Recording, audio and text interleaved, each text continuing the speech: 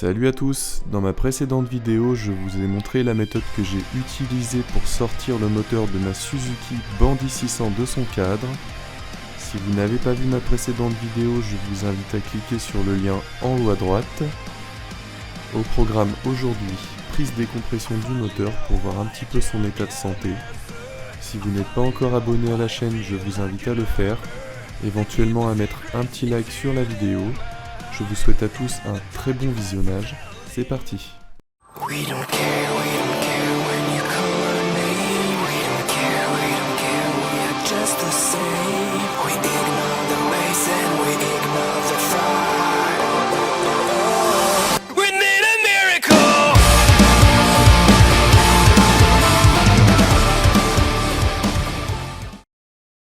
Bon, j'en ai bavé comme un mort-vivant pour le porter, mais il est enfin ici. Donc je l'ai calé avec 2 chandelles. Donc là, on a quand même un bel accès dans le moteur. J'aurais aimé prendre les compressions, je vais faire ça de suite. Donc pour prendre les compressions, on va venir déjà démonter les bougies. Bien sûr, pour les personnes qui ne le sauraient pas, la prise de compression reste la même méthode sur tous les moteurs, que ce soit moto ou voiture. La seule différence est que pour un moteur essence, on prend les compressions par le puits de bougie. Pour un moteur diesel, on prend généralement les compressions soit par le puits de bougie de préchauffage, soit par le puits d'injecteur.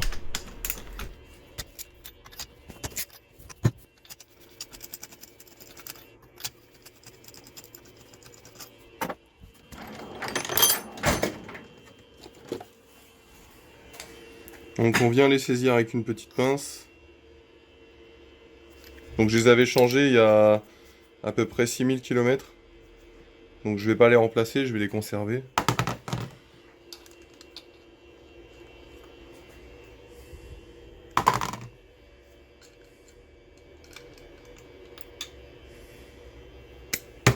Oh.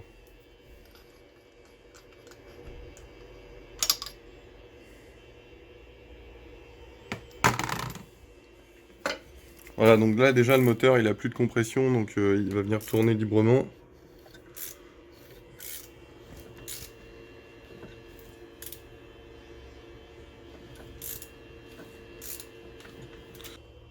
Donc pour la prise de compression, on va venir utiliser ce kit. Donc moi, je vais prendre cet embout là, le tuyau et le manomètre. On vient insérer l'embout ici. Tac.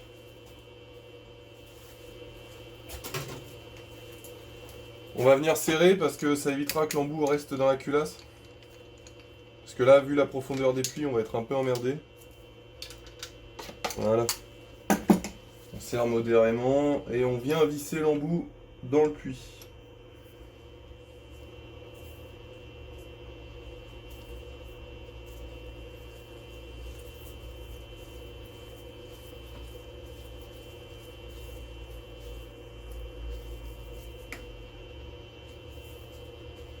On vient brancher le manomètre. Donc le moteur, il n'y a plus d'huile à l'intérieur, hein. Je tiens à le signaler. Mais il reste quand même de l'huile dans les cylindres. Et vu qu'il n'y a pas de contrainte dessus, il n'y a pas de souci de le faire tourner un peu à vide. Donc juste pour la prise de compression quoi. Pour la prise de faire tourner le moteur pour la prise de compression, j'ai relié des pinces à une batterie. Et je vais venir mettre la masse sur le moteur, n'importe où. Bon, attention que ça fasse bien contact quand même. Et le plus, on va venir le mettre ici, sur le démarreur, sur la patte là. Donc je vais brancher le plus et tenir le moteur pour éviter que tout se barre en sucette.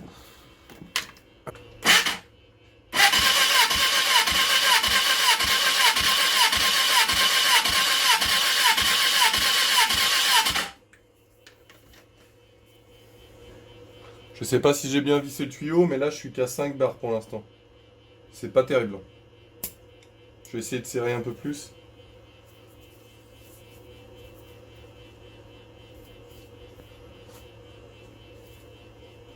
Là je crois que je vais pas pouvoir aller plus loin.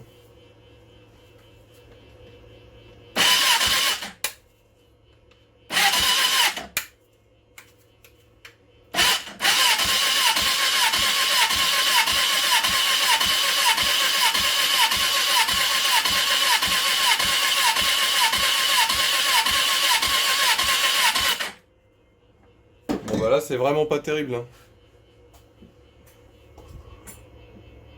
Là, j'ai 4 barres et demi. Alors, j'espère que c'est à cause du tuyau qui est mal serré parce que c'est pas terrible. On va prendre sur les autres cylindres. Si j'ai un petit conseil à vous donner, utilisez une batterie correctement chargée. Après réflexion, je me suis rendu compte, en regardant la vidéo, que ma batterie était quasiment déchargée, ce qui fait que le moteur ne tournait même pas à la moitié de sa vitesse auquel il devrait tourner quand il est lancé par le démarreur.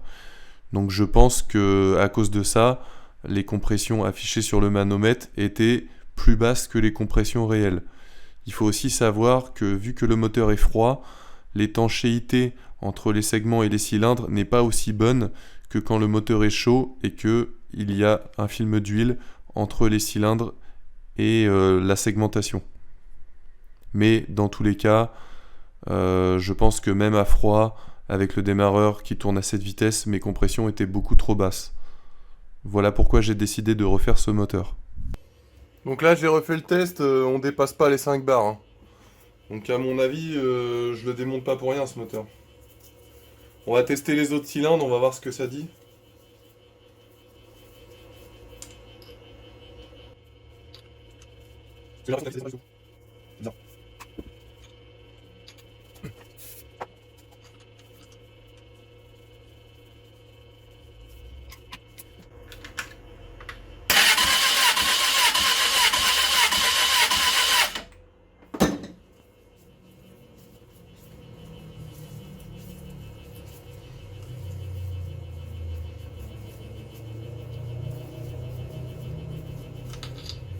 Bon, on va essayer une autre méthode parce que ça me laisse un peu perplexe.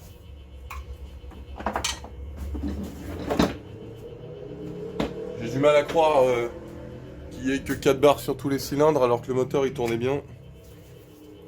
À mon avis, c'est l'espèce de vis qui va pas bien dedans. Ou le mano qui déconne. On va essayer avec ça.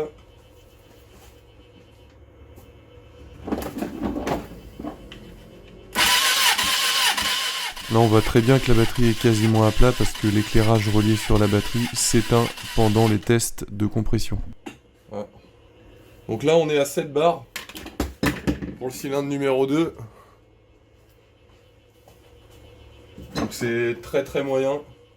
En général, pour un moteur essence en très bonne santé, on devrait tourner autour des 12 bars. Pour un moteur essence en plutôt bonne santé, on devrait tourner dans les 10 bars.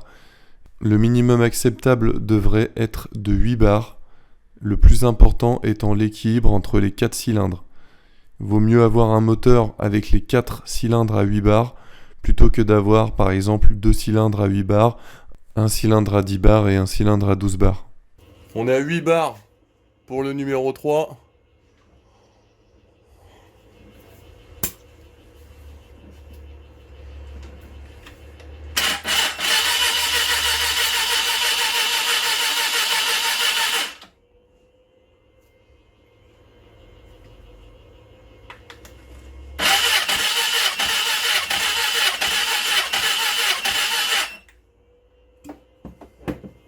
Et 7 barres pour le dernier cylindre. Donc c'est vraiment pas terrible à mon avis, la segmentation elle a un coup dans le sac. Hein. Donc on va démonter, on va regarder tout ça. Merci à tous d'avoir regardé cette vidéo, j'espère qu'elle vous aura plu. Si c'est le cas, n'hésitez pas à mettre un petit pouce et à vous abonner. Dans le prochain épisode, je déposerai les arbres à cam ainsi que la culasse. Ciao, bye.